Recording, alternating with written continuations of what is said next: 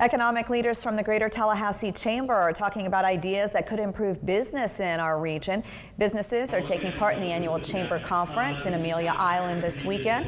There's a focus on digital initiatives this year with new online platforms to connect people, businesses, and organizations. Leaders say it's important to have tools for entrepreneurs and investors looking to help the capital region grow.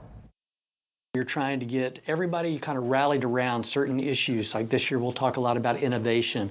We'll talk about the new partnership between TMH and FSU Health. We'll talk about what's going on in the real estate market, in both commercial and residential. We'll talk about some of the work that's going on in our economy, just to try to build the economy. The group also gives back during the conference, packing thousands of meals for Second Harvest to the Big Bend. Breakout sessions will continue tomorrow, and the event wraps up on